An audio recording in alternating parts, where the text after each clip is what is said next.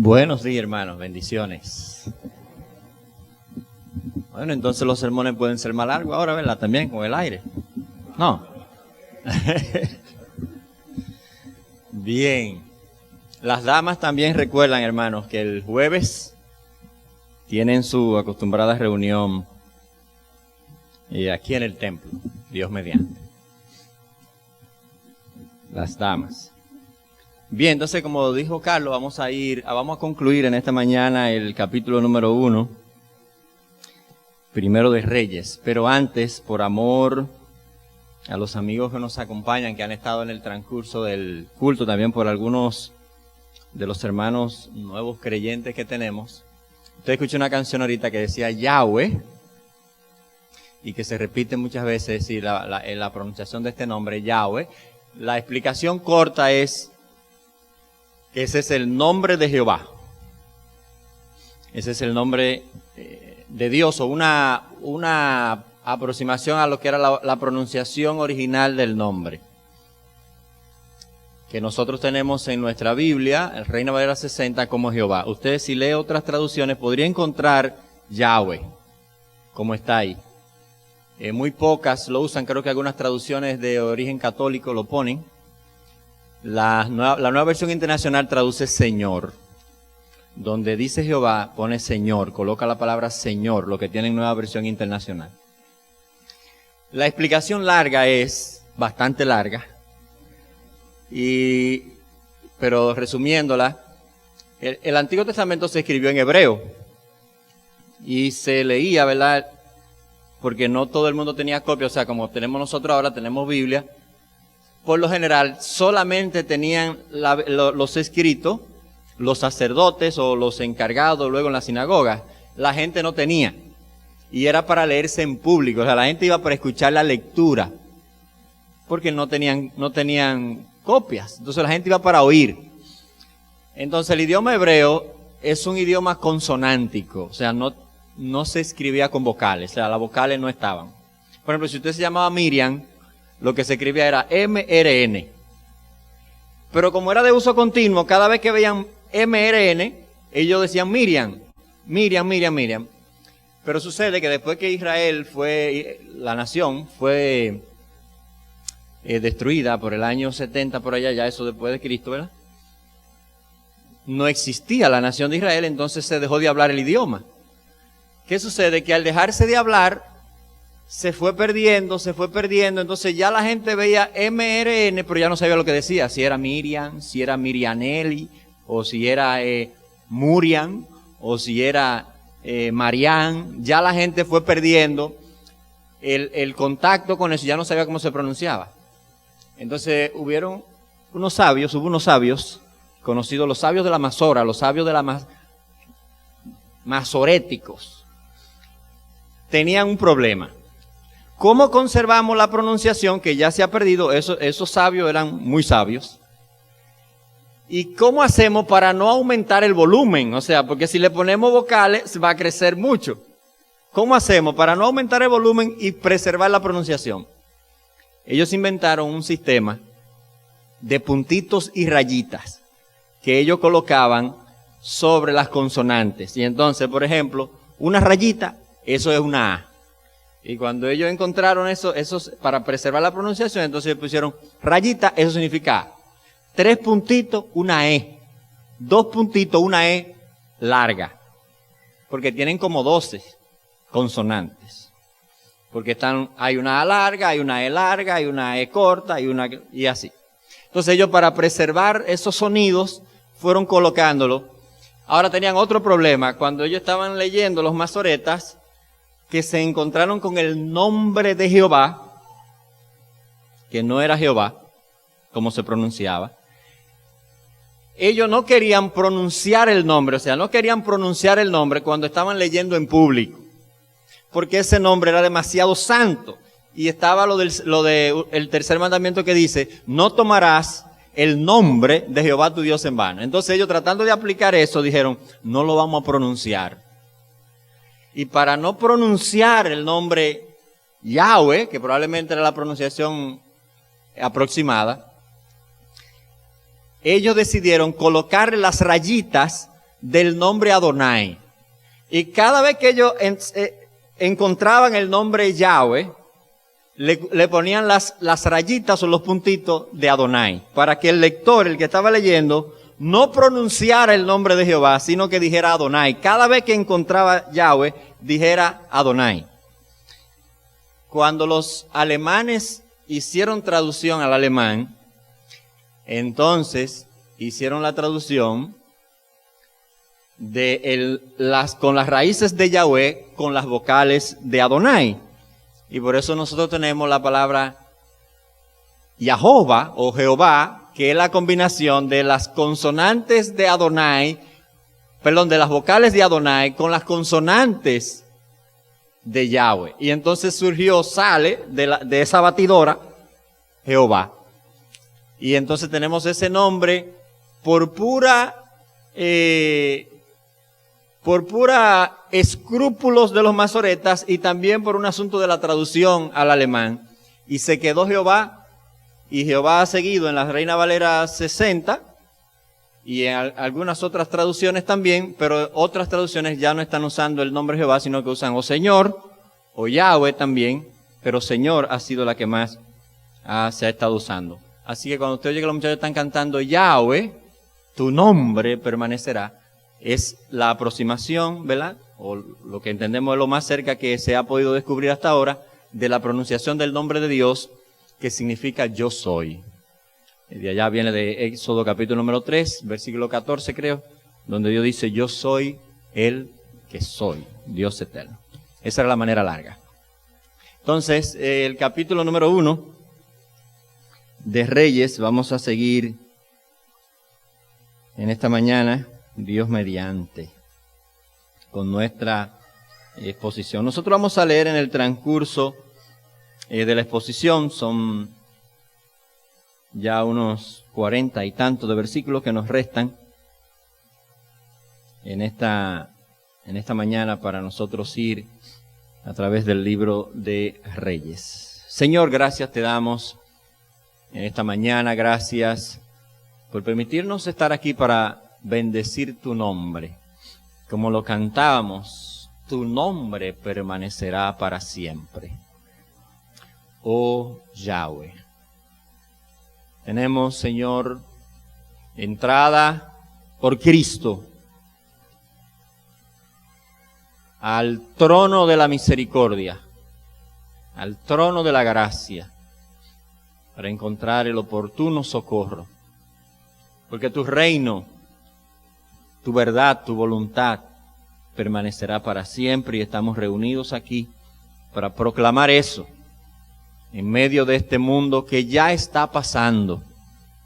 Porque el fondo que nuestra sociedad está tocando es la muestra de que este mundo está llegando ya a su conclusión y que la luz verdadera, la luz del Evangelio, que brilla para comunicar la verdad de la salvación, se encamina a su triunfo total.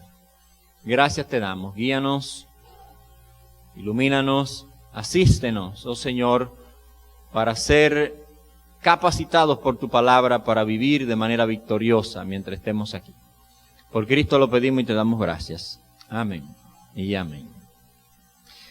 Una vez, hermanos y amigos que están aquí, una vez que Dios ha hablado con relación a cualquier tema, cuando Dios dice algo con relación a cualquier tema, ya no hay espacio para ser neutrales. O sea, si Dios habla acerca de algo, ya no hay espacio para la neutralidad. Desde que Dios habla, desde que Dios comunica algo con relación a cualquier punto, ya o usted está a favor de ese punto o está en contra. Pero no hay espacio para ser neutrales. Dios había dicho, y nosotros vimos eso el domingo pasado, que Salomón sería el próximo rey de la nación. Que Salomón sería el sustituto de David. Ya no había espacio para ser neutrales con relación a quién sería el próximo rey de la nación de Israel. Ya no había espacio para la neutralidad. O usted estaba a favor de que Salomón fuera el rey, ¿O usted estaba en contra de que Salomón no fuese, ¿verdad?, el rey de la nación? Si nosotros no tenemos revelación de Dios acerca de algún tema, acerca de algún punto, bueno, pues nosotros podemos tener opiniones diversas acerca de ese punto. Podemos decir una cosa, podemos decir otra, podemos tener discusiones acerca de ese punto. Pero donde Dios ha hablado con claridad, ya no hay espacio para discutir. El tema queda automáticamente cerrado. Esto es igual con relación a cualquier cosa que el Señor nos dé su revelación en las Sagradas Escrituras. El matrimonio, la salvación, la fe, la muerte, la vida, la sexualidad, el futuro. Cada vez que Dios habla acerca de un tema, lo mejor que nosotros podemos hacer es ajustarnos a lo que Dios ha revelado acerca de ese tema. Y cuando buscamos lo que Dios ha revelado, andamos buscando también el cumplimiento del reino de Dios, o andamos buscando por encima de todas las cosas el reino de Dios, y lo buscamos cuando vamos tras el cumplimiento de su palabra. El golpe de Adonías, el golpe de estado de Adonías, que usted se recuerda en el versículo número 5, como Adonías lo dijo, yo reinaré. Recuerda el versículo número 5, capítulo 1, primero de Reyes, dice, entonces Adonías, hijo de Agit, dijo, o se rebeló diciendo, yo reinaré. Eso él lo hizo a conciencia. Él sabía, era conocedor de lo que Dios ya había comunicado. Por eso el narrador señala que fue rebelión. Y eso nosotros lo explicamos el domingo pasado. El golpe de Adonías es rebelión porque Dios había hablado. Es rebelión porque Dios no había ocultado eso. Es rebelión porque Dios había cerrado el asunto con su revelación. La diferencia entre el golpe de Adonías y lo que van a comenzar el movimiento pro Salomón, la diferencia aquí es quiénes están siguiendo su propio reino y quiénes están yendo tras el reino de Dios. El lugar de Adonías estaba en ser un siervo del reino sin ser el rey. Ahí estaba el lugar de Adonías, ahí estaba el lugar de su bendición, ser un siervo del reino sin ser el rey. Esta era el área de bendición para Adonías. Eso habría sido una bendición mayor para él, para su vida, que el intento de revelarse a lo que Dios ya había dado a conocer. Dios había dado a conocer su voluntad. Todo parece indicar, hermanos, y por lo que nosotros vemos en el versículo número 6, también hablamos del versículo número 6 el domingo pasado, que David no quería herir a sus otros hijos, enfatizándoles continuamente que Salomón sería el próximo rey de la nación. De hecho, uno nota cierta pasividad en David aquí en este capítulo número 1 de Reyes, y es otras personas que tienen que comenzar a activar a David. Son otras personas que tienen que comenzar a incentivar a David. De hecho, es el movimiento de Adonías que acelera la situación. Es el golpe de Adonías que acelera el contragolpe. Si Adonías no inicia todo esto, a lo mejor nosotros no vemos este correr en el capítulo número 1. No es David quien está directamente dirigiendo la transición, sino que se ve obligado a dirigirla. Y quizás, como decía, una de las razones era porque David no quería herir a sus otros hijos probablemente, o en este caso a Adonías, porque nos dice el versículo número 6, que él nunca lo había entristecido. Mire, recuerda el versículo 6, dice, y su padre nunca lo había entristecido en todos sus días con decirle, mi hijo, ¿por qué tú haces lo que está malo? Nunca lo había entristecido, y quizá un tema de mucha tristeza para Adonías iba a ser tener que decirle, Adonías, usted no va a ser el rey de la nación. El rey de la nación va a ser Salomón. ¿Y por qué, papi? Porque yo soy más viejo que Salomón. Mi hijo, déjame decirte una cosa. Es que este reino no es mío. El dueño de esto no soy yo. El dueño de esto es Dios. Y aquí reina el que Dios dice. ¿Usted? Entonces, el asunto era aclararlo desde pequeño, desde que él era pequeño. Y quizás David esquivando siempre esta responsabilidad, entonces Adonías entiende que esa pasividad de su padre es la oportunidad para él reclamar algo que él entiende que es de él. Ahora, hay dos versículos interesantes que no tenemos aquí en Primera de Reyes, sino en el primer libro de Crónicas, para que usted vea lo significativo que era la sucesión o que iba a ser la sucesión en la nación de Israel. Primero de Crónicas, el último capítulo número 29. Primero de Crónicas, el capítulo 29, el versículo número 23, para que usted vea qué es lo que está en juego aquí. Y que lo que sucedía en el reinado de la nación de Israel, y la razón por la que Dios tenía que señalar al rey y ungir al rey, y llamar a ese rey de la nación, era porque lo que se estaba representando ahí iba mucho más allá de los hombres. Primero de Crónicas, si usted pasa ahí mismo, después que pasa Segunda de Reyes, va a encontrar el primer libro de Crónicas, de las Crónicas. Primero de Crónicas, capítulo número 29, el versículo 23, dice la palabra de Dios aquí. Primero de Crónicas, capítulo número 29, versículo 23. Y se sentó Salomón por rey. ¿Usted sabe dónde? En el trono de Jehová. ¿De dónde fue que se sentó Salomón? Se sentó por rey en el trono de Jehová, en lugar de David su padre, y fue prosperado, y lo obedeció todo Israel. Entonces la sucesión no era simplemente por el trono de David, es que ese trono era el trono visible de Dios. Era la manifestación visible del reino de Dios. Era la manifestación palpable del reino de Dios. Y en ese reino, o en ese trono, mejor dicho, se coloca a la persona que Dios señala. Mire ahí mismo el capítulo número 28, el versículo número 5. Capítulo 28 al lado ahí, versículo número 5. Este es el proceso de la sucesión que está dado con más amplitud en el libro de Crónicas, que algún día veremos, Dios mediante, si el Señor nos da vida y salud para estudiar esos libros de Crónicas. Note el capítulo número 28, versículo 5, dice: y de entre todos mis hijos, esto es David explicando, y de entre todos mis hijos, porque Jehová me ha dado muchos hijos, eligió a mi hijo Salomón para que se siente en el trono del reino de Jehová sobre Israel. Entonces lo de la sucesión no es un asunto de padre a hijo y ya no. Lo que se está viendo aquí es que este es el lugar donde Dios gobierna, porque este es el pueblo de Dios y ese es el trono que representa el trono.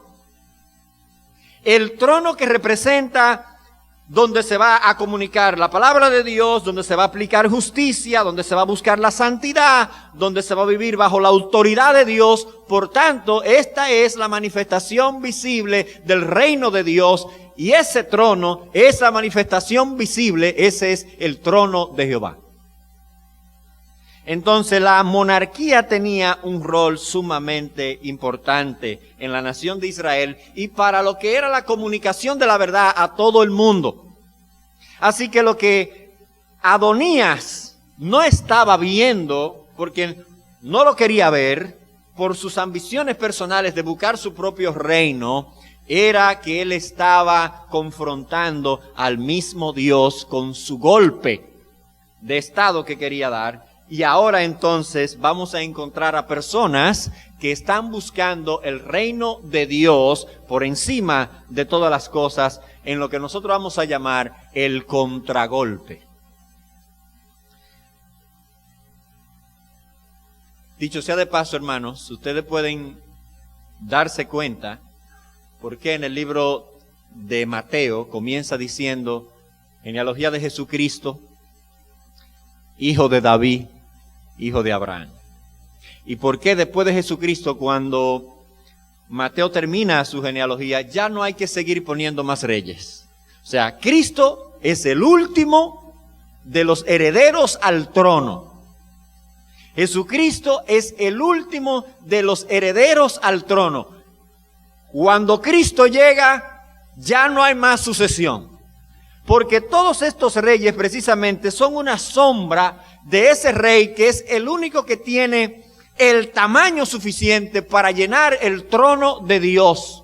Por eso en la obra de Jesucristo que está acabada, Cristo sube al cielo y se sienta a la diestra del Padre, porque todo está concluido, todo está hecho. Y esto está señalando hacia ese Rey perfecto y maravilloso, nuestro Señor y Salvador Jesucristo. Así que no es cosa pequeña lo que nosotros tenemos aquí con relación a la sucesión en el trono, en el caso de David, que es la primera vez que se va a dar, como decíamos, de padre a hijo. Recuérdense que Saúl fue rechazado, muere, y es la primera vez que se da la sucesión en este caso, pero esto tiene que ser a la manera de Dios cuando vamos a buscar el reino de Dios. Así que el tema de la sucesión no es una cuestión pequeña. Es un asunto sumamente importante, presente y futuro, dependen de lo que suceda en este caso. Ahora, el golpe de Adonías requiere de un contragolpe. Pero ¿quién será esa persona que va a entrar en acción para dar el contragolpe? Bueno, el hombre del momento entra en acción de una vez en el versículo número 11. Nada más y nada menos que el profeta Natán. Versículo 11. ¿Usted ve cómo dice? Dice, entonces habló Natán. No es la primera vez que el profeta Natán aparece en momentos claves. Fue el responsable de reprender a David por su pecado y en cierta manera al salvar a David salvó la nación. Fue quien probablemente, lo es seguro, le puso el segundo nombre a Salomón de amado por Jehová. Vino con la revelación que le pusieron Salomón, ¿verdad? Y también porque el nombre lo recibieron por revelación y probablemente fue Natán también. Y por eso Natán entra en acción, porque Natán conoce la voluntad de Dios. Natán conoce qué es lo que Dios ha revelado. Natán, que es el profeta. En Primera de Crónicas, el capítulo número 29, allá mismo donde usted estaba ahorita, pero en el versículo número 29, se nos dice que también Natán escribió las crónicas de David. Probablemente un libro que nosotros, o probablemente no un libro que nosotros no tenemos, y quizás el cronista sí lo tenía, y de ahí copió muchas cosas del reinado de David y del reinado de Salomón. Nosotros no tenemos ese libro, pero allá en Crónica dice que Primera de Crónica capítulo 29, el versículo número 29, que existían las crónicas del profeta Natán, donde habían archivos del reino de David, del reino también de Salomón, y que probablemente el cronista usó como fuente esos libros, y quizás también el escritor de Reyes hubiese usado esos libros como fuente. Entonces, Natán es una persona sumamente importante. Un hombre como Natán tenía un compromiso con una sola causa. Natán no tenía compromiso de que esta es la causa de David, o esta es la causa de Adonías, o esta es la causa de Salomón. No, Natán tenía compromiso con la causa de Dios. Por eso Natán podía confrontar a David, por eso Natán podía oponerse a Adonías, y Natán está aquí siguiendo lo que él entiende, es la palabra de Dios. Natán es un hombre de Dios, un profeta. Él está siguiendo lo que él entiende es la voluntad de Dios. Él va a entrar en acción para que se cumpla la palabra de Dios. Él va a entrar en acción para seguir la palabra de Dios. En Israel habían 3 instituciones de mucha influencia: rey, sacerdote y profeta para ese momento. En ocasiones el rey manipulaba a los sacerdotes y manipulaba a los profetas. Y ser un profeta fiel, cuando incluso también rey y culto se habían compuesto para alejarse de Dios, eso no era sencillo, no era una tarea sencilla. Pero Natán aquí nos da el ejemplo de lo que van a hacer los profetas fieles, hombres que actuaron contra todo lo que se movía. Lo vamos a ver en el caso de Elías, predicando en el norte. Todo estaba corrompido, la religión, la política, y Elías surge para defender la posición correcta, para hablar en nombre de Dios, aunque tiene que ser aunque es, perdón, mejor dicho, es perseguido por ese ministerio tan desafiante que él estaba llevando. Entonces, el profeta juega un rol sumamente importante y nosotros lo vamos a ver en los libros de Primero y Segunda de Reyes, la importancia de los profetas en medio de la nación de Israel. El profeta confrontaba al rey, el profeta confrontaba a los sacerdotes, el profeta confrontaba a otros profetas porque eran falsos profetas. El profeta fiel por lo general solía quedarse solo con su mensaje, con Dios, y eso pasó muchísimas veces. Nosotros lo vamos a encontrar eso a los profetas quedándose precisamente solo en su predicación. Hay algo también aquí interesante. El profeta Natán no es un fatalista, o sea, una persona que piensa que lo que va a pasar, va a pasar. O sea, estamos en este mundo, ya Jehová habló, y como Jehová habló, lo que va a pasar, va a pasar. Esa no es la visión de Natán. Natán sabe que Dios ha hablado acerca de Salomón, pero Natán no se sienta y dice, no importa que Adonías esté ahí dando ese golpe de estado, no hay que hacer nada porque ya Dios habló. No, Natán entiende que él tiene que entrar en acción en conformidad a lo que Dios ha dicho. Dios había dicho que Salomón sería el próximo rey de la nación y él no se sienta de que, bueno, pero eso se va a dar como quiera. No, Natán entiende que la profecía hace la historia, pero que nosotros tenemos un rol que jugar dentro de esa historia y que tenemos que tomar decisiones responsables nosotros, decisiones de las cuales nosotros somos responsables. Y al tomar esas decisiones responsables que nosotros mismos tomamos, llevamos a cabo la palabra, la soberanía, lo que Dios había planificado, lo que Dios tenía en su mente, lo que Dios había anunciado. Pero todos nosotros somos responsables de entrar en acción. Natán sabe que la profecía se hace historia, pero que nosotros tenemos un rol que jugar en el desarrollo de esa historia. Nosotros creemos que aquellos que Dios conoció, que aquellos que Dios predestinó, que aquello que Dios ha llamado, que aquello que Dios ha justificado, que esos mismos serán glorificados. Pero nosotros no nos sentamos a decirnos unos a otros, bueno, lo que va a pasar, va a pasar. No, estamos aquí predicando la palabra de Dios para que la gente crea y la gente sea santificada. Porque bien, es verdad que la profecía se hace historia, nosotros tenemos un rol que jugar dentro de esa historia. Nosotros creemos que Dios ha de salvar a aquellos que Él conoció en la eternidad. Pero nosotros tenemos que predicar el Evangelio a todo el mundo. Tenemos que predicar el Evangelio a todos los hombres y las mujeres para que obedezcan al Evangelio. Y esas personas, esos hombres y mujeres son responsables de creer, como son responsables los que los rechazan. Pero al fin de la historia nos daremos cuenta de que al tomar la decisión que ellos tomaron, ejecutaron lo que Dios había anunciado desde antes de la fundación del mundo. Natán sabe que tiene que entrar en acción en este momento, que es un momento de peligro, que este golpe tiene que ser contrarrestado precisamente con lo que nosotros vamos a llamar el contragolpe de Natán, siguiendo el reino de Dios primeramente. Entonces mire cómo arranca el asunto en el versículo número 11. El plan de Natán. Cómo entra Natán en acción para buscar el reino de Dios y su justicia en primer lugar. Dice versículo 11, entonces habló Natán a Betsabé, madre de Salomón, diciendo, ¿no has oído que reina Adonías? ¿No has oído que reina Adonías, hijo de Agit, sin saberlo, David, nuestro Señor?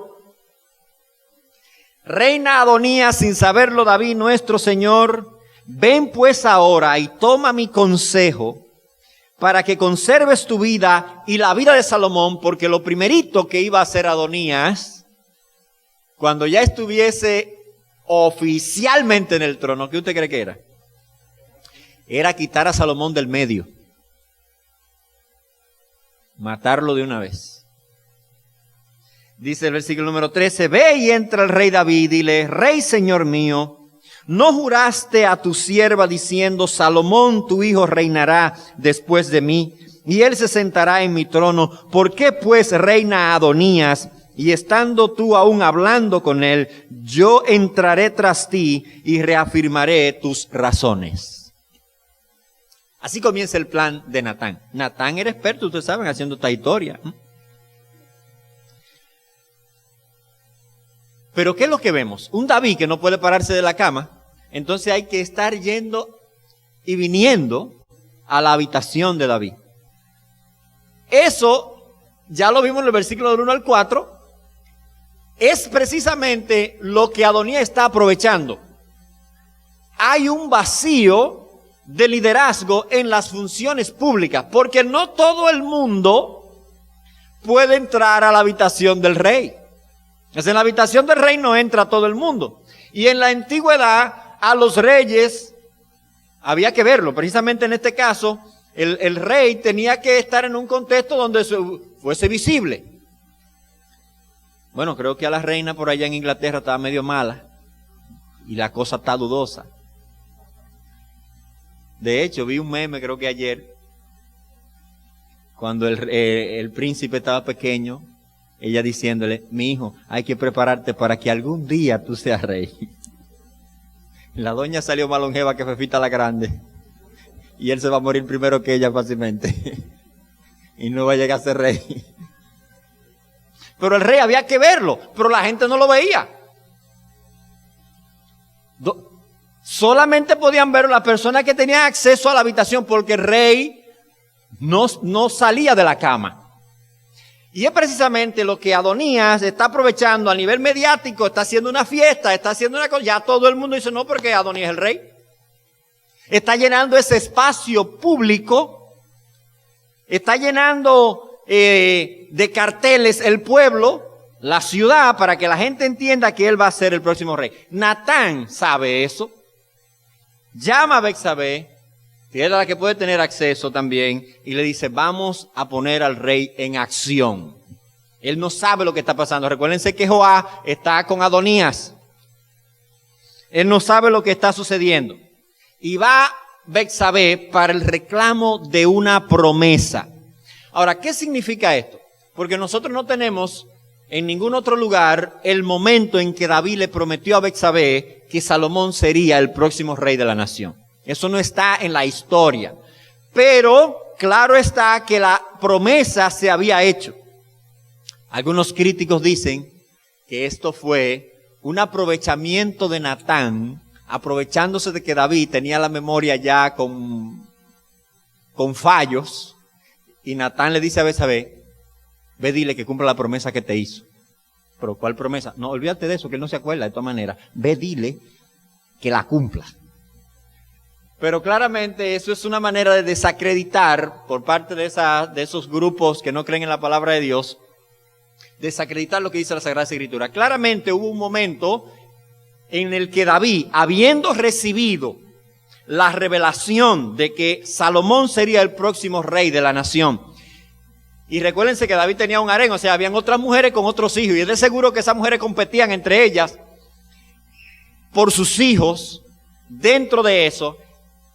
Y Betsabé, uno quizá deduce que tenía también sus ambiciones, ¿verdad? Para su niño, que fuera el rey. Pero como ya había revelación, ella quiso asegurar como mujer al fin, que siempre hay que darle garantía, fue donde David le dijo, yo sé que Dios habló, pero ven acá. Júrame que Salomón será el próximo rey de la nación. Entonces no solamente tenía la revelación de Dios, sino ahora también tenía la promesa que David había hecho. Pero David está haciendo una promesa sobre la base de la palabra de Dios. O sea, Dios habló y yo juro que vamos a seguir lo que Dios dijo. Ese es el juramento. Eso es lo que él está haciendo. Él no está tratando de hacer un juramento contra la palabra de Dios. Él está haciendo un juramento de que va a obedecer la palabra de Dios. Y entonces llega el diálogo ahora entre Betsabé y David. Sale el diálogo de entre Natán y Betsabé, y entonces ahora salimos de donde estaba Natán y entramos a la habitación con David en el versículo número 15. Vamos a leer esos versos rápidos hasta el versículo número 21, donde también entra Natán para reforzar lo que Betsabé estaba diciendo. Dice el versículo 15, entonces Betsabé entró a la cámara del rey, y el rey era muy viejo, y Abisag sunamita le servía. Y Betsabé se inclinó e hizo reverencia al rey, y el rey dijo, ¿qué tienes? Y ella le respondió, Señor mío, y ustedes se dan cuenta que tanto Natán como Betsabé han estado usando nuestro Señor, Señor mío, porque están reconociendo que David sigue siendo el rey, que David sigue siendo el rey oficialmente establecido en el trono de Dios en la nación.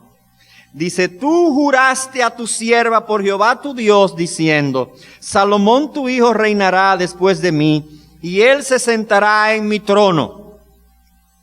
Y he aquí ahora Adonías reina.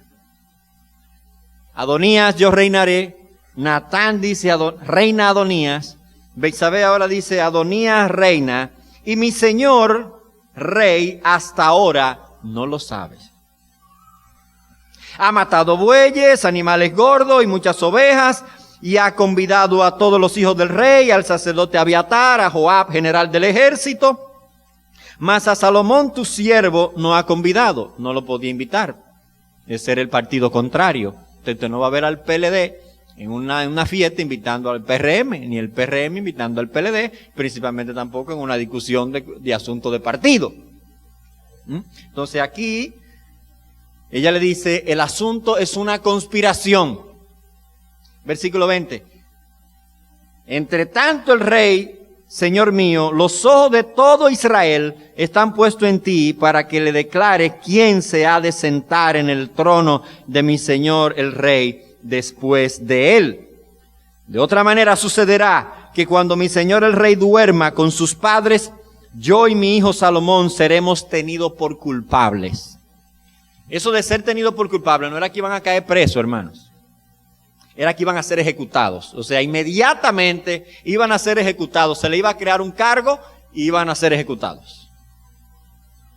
Y aquí está la presentación.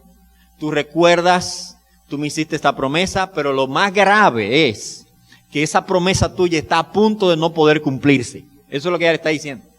La promesa que tú hiciste está a punto de no poder cumplirse. ¿Sabe por qué? Porque Adonías es ya prácticamente, oficialmente, el rey de la nación. Adonías está reinando a nivel mediático, agarrando a todo el mundo. Y la nación, el pueblo, está esperando, rey, que tú te pronuncies. Y ahora viene el diálogo con Natán. Está la situación ahí, David enterándose de lo que está sucediendo. No había internet, no había periódico, no había Facebook, ni nada. Había que írselo a decir a David allá, a la habitación, era meterse allá.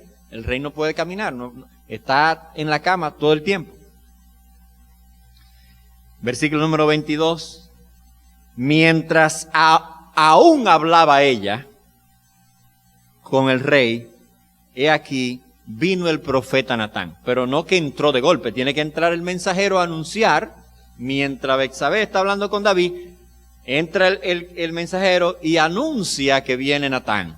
Entonces hay que sacar a Betsabé, que entre Natán. Son audiencias, parte del trabajo, ¿verdad?, del rey.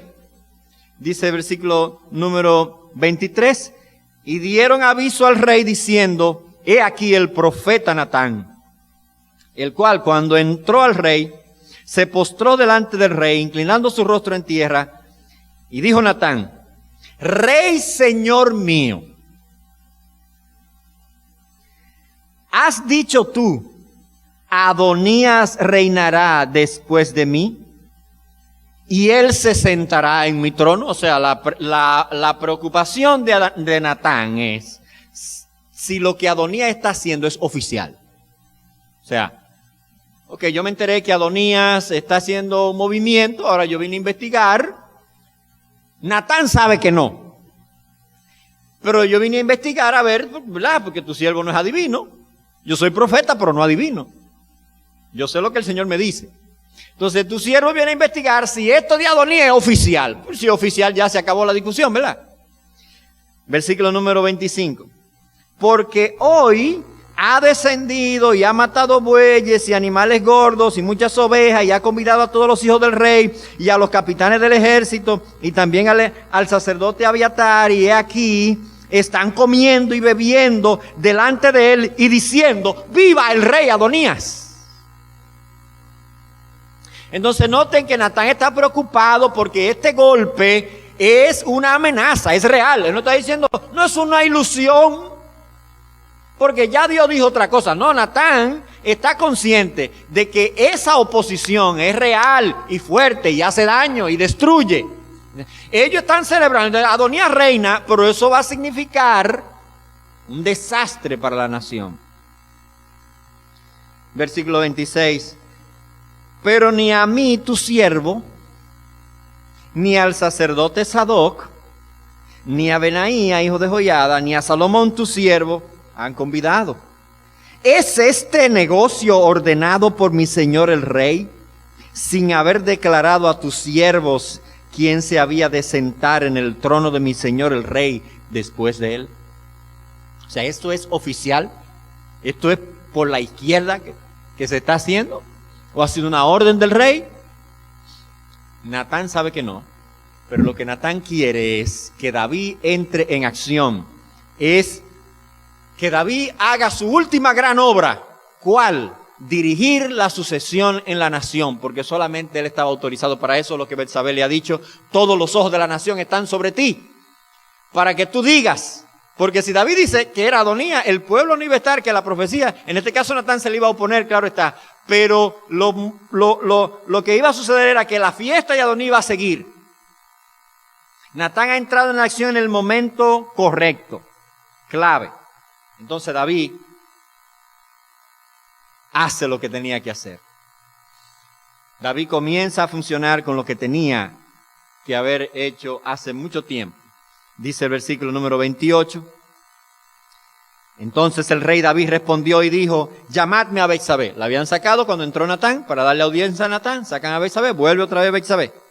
Dice: y ella entró a la presencia del rey y se puso delante del rey, y el rey juró diciendo: vive Jehová, que has redimido mi alma de toda angustia, que como yo te he jurado por Jehová Dios de Israel, diciendo: tu hijo Salomón reinará después de mí, y él se sentará en mi trono en lugar mío, que así lo haré hoy. Entonces Betsabé se inclinó ante el rey con su rostro en tierra, haciendo reverencia al rey, y dijo: viva mi señor el rey David para siempre. Ella sabía que se iba a morir, pero esto es una manera de bendecirlo. Dice versículo número 32. Y el rey David dijo: llamadme al sacerdote Sadoc, donde probablemente se cumple lo que decíamos el domingo pasado, de que el profeta, el sacerdote Abiatar estaba celoso de Sadoc y por eso estaba apoyando a Adonías.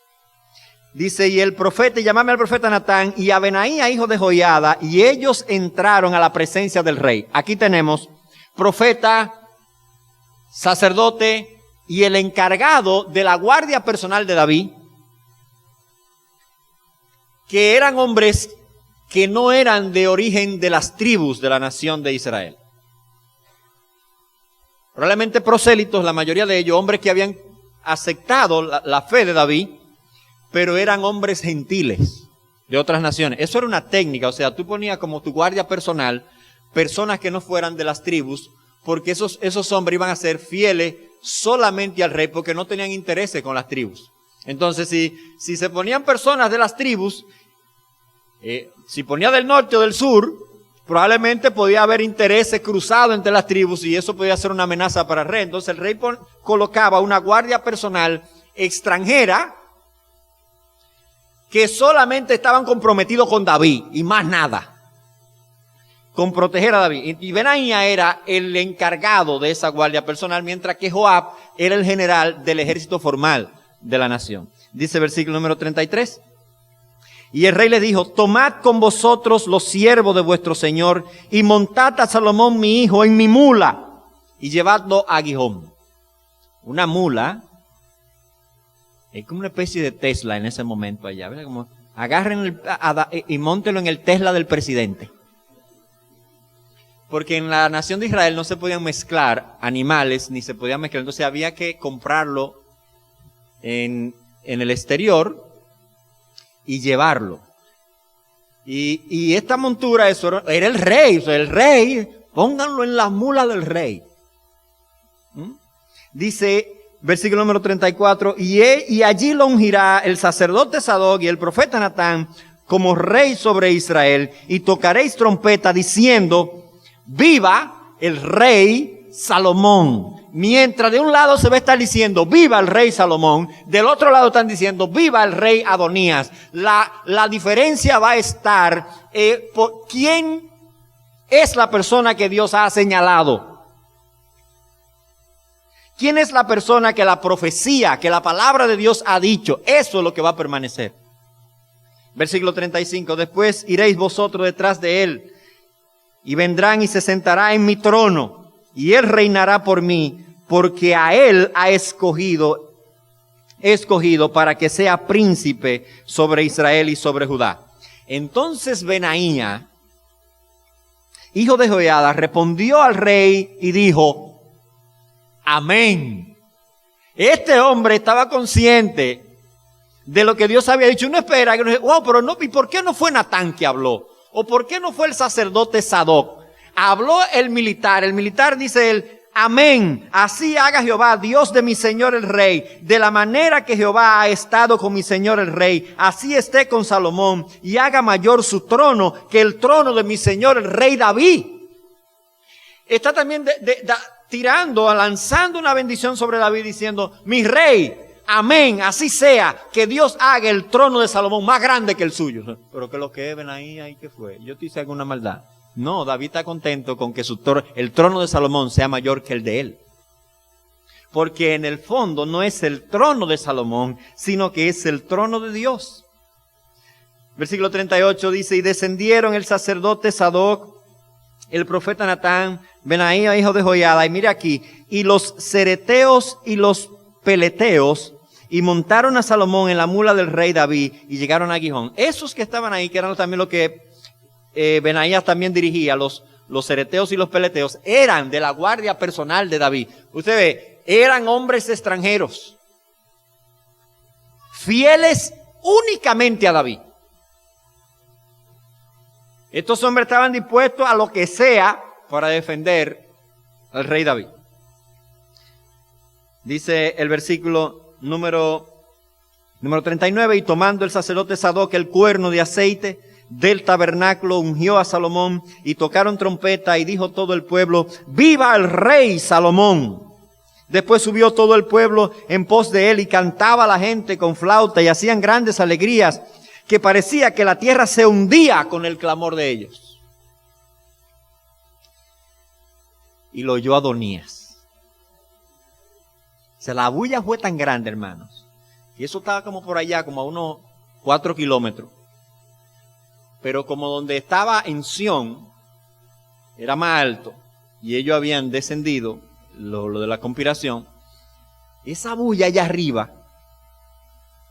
dice versículo número 41, y lo oyó Adonías y todos los que estaban convidados con él cuando ya habían acabado de comer. Y oyendo Joab el sonido de la trompeta, porque Joab, como militar y hombre de guerra, la trompeta era uno de los instrumentos que más él oía. Y tenía el oído más fino que todos ellos. Dijo, ¿por qué se alborota la ciudad con estruendo? Está sospechoso eso. Y mientras él aún hablaba, he aquí vino Jonatán, hijo del sacerdote Abiatar, al cual dijo Adonías, entra, porque tú eres hombre valiente y traerás ¿qué? Buenas nuevas. Tú traes buena noticia. Tú eres un hombre de verdad. Tú eres un hombre de valor y tú traes buena noticia. Hermanos, las noticias que él le iba a llevar eran buenas noticias. ¿Sabe por qué? Porque él le iba a decir, el rey que Dios ha señalado está reinando. Eso es una buena noticia. O sea, cuando la voluntad de Dios se cumple, hermanos, amigos, esa es una buena noticia. Pero usted sabe por qué era una mala noticia para Adonías. Porque él quería hacer otra cosa. Y cuando usted quiere hacer otra cosa contrario a la palabra de Dios, entonces la palabra de Dios para usted es una mala noticia. Pero cuando usted quiere obedecer a Dios y cuando usted quiere poner en práctica la palabra de Dios y cuando usted quiere perseguir el reino de Dios primero, que le digan que Dios reina y que Cristo reina y que la palabra de Dios va a triunfar, es una buena noticia. Ahora, si usted quiere hacer otra cosa contrario a la palabra de Dios, entonces será una mala noticia. Mire versículo número 43. Jonatán respondió y dijo a Adonías, y este muchacho, él no solamente le dice, mira, yo fuera ustedes, yo fuera recogiendo, porque esta fiesta no va a terminar bien. O sea, porque él dile eso. Pero él le va a dar detalle, miren, que para que el dolor de cabeza le comenzara de una vez. Versículo número 43. Jonatán respondió y dijo a Adonías, ciertamente nuestro señor el rey ha hecho rey a Salomón. Esa es una buena noticia para los que están comprometidos con la palabra de Dios. Para Adonías, Joab y Abiatar, que es el papá de Jonatán, dicho sea de paso, es una mala noticia. Pero esta es una buena noticia para los que quieren ir tras la voluntad de Dios. Versículo número 44. Y él ha enviado con él al sacerdote Sadoc, al profeta Natán y a Benaía, hijo de Joiada, y también a los ereteos y a los peleteos, los cuales montaron en la mula del rey. Y el sacerdote Sadoc y el profeta Natán lo han ungido por rey en Gihón, y de allí han subido con alegrías, y la ciudad está llena de estruendo. Este es el alboroto que ustedes han oído. También Salomón se ha sentado en el trono del reino. Y aún los siervos del rey han venido a bendecir a nuestro señor el rey David diciendo, Dios haga bueno el nombre de Salomón más que tu nombre y haga mayor su trono que el tuyo. Y el rey adoró en la cama. No se puede levantar, recuerden, en la cama no se levanta. Adoró en la cama reconociendo la soberanía de Dios, la autoridad de Dios, de que ese era el reino de Dios. Además el rey ha dicho así, bendito sea Jehová, Dios de Israel, que ha dado hoy quien se siente en mi trono, viéndolo mis ojos. Ay, ya no le dé más detalles, ya. Tú traes buena nueva. Sí, Salomón es rey. Y lo montaron en el carro, en la placa número 1. Y lo están paseando por el pueblo. Y están los guardias con él, y está el sacerdote, y está el profeta Natán. Y él lo dijo voceado, hermano, en medio de la fiesta. Él no dijo que ven para decirte un secreto, no. Él lo dijo a todo el mundo ahí. Imagínense usted el tamborero, el bueno, yo vengo ahorita. El guirero. Yo vengo mañana. Versículo 49. Ellos entonces se estremecieron. Y se levantaron todos los invitados. Y yo sé no como tanto. Y se levantaron todos los convidados que estaban con Adonías. Y se fue cada uno por su camino. Coladito. Jefe, lo vemos ahorita. Cada uno por su camino. Mas Adonías, temiendo de la presencia de Salomón, se levantó y se fue y se agarró de los cuernos del altar. Mire, hasta ahora Salomón no ha hecho nada. De hecho, ustedes se dan cuenta que todo lo que se va a mencionar son otras personas que están haciendo en pro de Salomón. Natán, la mamá de él, los soldados. Y Salomón va como un agente pasivo. Luego estará muy activo, ¿saben? Pero en el capítulo 1 va como un agente pasivo. O sea, lo estamos viendo, pero como detrás de. Adonías sale huyendo para agarrarse de los cuernos del altar. El altar, ¿verdad? Que era como un cuadrado. Tenía entre las esquinas unos altares, unos cuernos. Y las personas que eran inocentes y se daba una situación confusa y estaban siendo perseguidos, por ejemplo, si mataban a alguien sin ser de maldad y ellos no eran culpables de homicidio, ¿verdad?, voluntario, ellos salían huyendo a una ciudad de refugio y ahí su caso tenía que ser tratado lentamente e investigado. Pero también el altar, o sea, el santuario, era una especie de ciudad de refugio, o sea, donde Dios también recibía a la persona para que su caso fuese tratado. Entonces, si usted iba y se agarraba de los cuernos del altar, usted estaba diciendo, yo soy inocente, hay que estudiar esta situación. ¿Verdad? Porque el Señor me ayude. Pero usted sabe qué pasa con Adonías. Él no era inocente, ¿no? Pero él fue y se agarró de los cuernos del altar para que la situación de él se considerara. Y dice el versículo número 51, y se lo hicieron saber a Salomón diciendo, he aquí que Adonías tiene miedo del rey Salomón, pues se ha agarrado de los cuernos del altar diciendo, jure hoy el rey Salomón que no matará o que no matará a espada a su siervo. La cosa parece que va bien, porque parece que él se está ahora sometiendo a la autoridad del rey Salomón.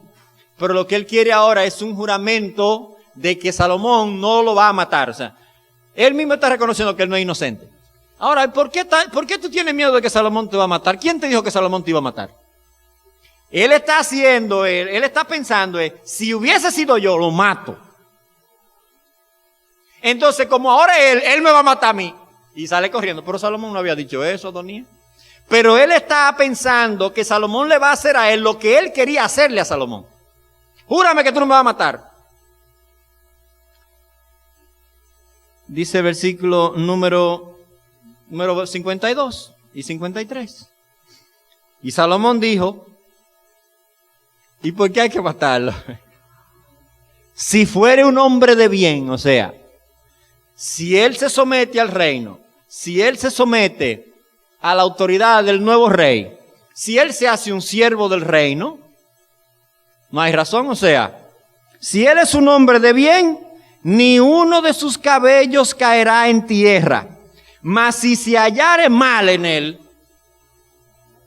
que escribe el testamento, que morirá. Y en el capítulo número 2, vamos a ver a Salomón afirmando el reino, y uno de los muchachos que no aprendió la lección, Adonías, también se irá de paro. Y dice el versículo número 53, y envió el rey Salomón y lo trajeron del altar y él vino y se inclinó ante el rey Salomón. Hasta ahí todo va bien. Y Salomón le dijo, yo no te voy a jurar nada. ¿Sabes lo que le dijo? Vete a tu casa. Pero ese vete a tu casa es vete a tu casa. No invente. No te pongas a estar llenando formularios, ni te pongas a estar que yo estoy creando un partidito para ver la cosa. Vete a tu casa, a tu casa. No es para el partido que tú vas, es para la casa. ¿Ok? Vete a tu casa. Ahí no había una promesa. Yo quiero que me jure que no me va a matar. No, vete a tu casa. Y si tú te sometes a la autoridad del reino, ni un cabello de tu cabeza va a caer en tierra. Ni un cabello de tu cabeza. Hermanos, la profecía se hace historia. Siempre será así. La palabra de Dios siempre se cumplirá. Ahora nosotros que sabemos eso, debemos entrar en acción en pro de la verdad y de esa palabra de Dios. Nosotros no podemos sentarnos a esperar que la palabra de Dios se cumpla, porque lo que será, será. No. Dios nos ha llamado a jugar un rol importante dentro del desarrollo de la historia. ¿Nosotros creemos que la palabra de Dios va a triunfar? Sí, pero nosotros creemos que la palabra de Dios va a triunfar en el contexto de que nosotros la vamos a proclamar y la vamos a vivir. En ese contexto, en esa realidad. Hay golpes tipo Adonías contra la familia, contra el matrimonio, contra los valores. Sí, pero nosotros tenemos que ir con el contragolpe de la verdad y ser firmes y seguir lo que Dios ha dicho en su palabra. Creer que lo que Dios se va a cumplir, se va a hacer realidad y se va a hacer historia, pero se va a hacer historia mientras nosotros proclamamos la palabra de Dios y la vivimos. Y hay golpes y nosotros tenemos el contragolpe. Siendo firmes a lo que Dios nos enseña en las Sagradas Escrituras. Ahora, los amigos que están aquí. El hecho de que Jesucristo vivió aquí en la tierra, anunciado eso en la palabra de Dios, fue entregado en la cruz del Calvario, fue sepultado, resucitó de entre los muertos, ahora está sentado a la diestra del Padre, como dice también, la proclama el credo apostólico, y vendrá para juzgar a vivos y muertos. Nosotros le preguntamos, ¿es eso para usted una buena noticia o una mala noticia? Que Jesucristo sea Rey de Reyes y Señor de Señores, ¿eso es mala noticia o buena noticia para usted? Todo va a depender de cuál reino usted está buscando. Si usted está buscando el reino de Cristo, el hecho de que Cristo reine es buena noticia. Ahora, si usted está buscando su propio reino, el hecho de que Cristo reine, para usted va a ser mala noticia. Y nosotros queremos que la realidad de que Cristo reina se convierta en una buena noticia para usted. El Señor dice, mas buscad primeramente el reino de Dios y su justicia, y las demás cosas vendrán por añadidura. El que quiera venir en pos de mí, niéguese a sí mismo, tome su cruz cada día y sígame. Venga en pos de Cristo, porque su reino y su nombre permanecerá para siempre. Hermanos, nosotros tenemos que estar sometidos a la autoridad de nuestro Rey. Cristo, Rey de Reyes, Señor de Señores. Salomón, David, eran hombres imperfectos, pero lo que ellos estaban señalando era este Rey sin sucesor. Jesucristo, Rey de Reyes y Señor de Señores. Una vez colocado en el reino de su padre David, que es el reino, el trono de nuestro Dios, se acabó la sucesión. Cristo, Rey de Reyes y Señor de Señores, sobre todas las cosas. Y el libro de Apocalipsis nos muestra esto con claridad, Cristo triunfando sobre todo. Ese es el Cristo que nosotros adoramos y proclamamos. Un Cristo vencedor que está llevando a su pueblo también en este camino de victoria. Padre, gracias por tu misericordia en esta mañana. Gracias por tu palabra. Es para nosotros una buena noticia que Cristo reina. Y te damos gracias. Y queremos que esa buena noticia sea una buena noticia para toda nuestra comunidad. Jesucristo, Rey de Reyes y Señor de Señores. Y a tu iglesia, Señor, guíanos para vivir para ti y para tu gloria. En el nombre de Jesús. Amén.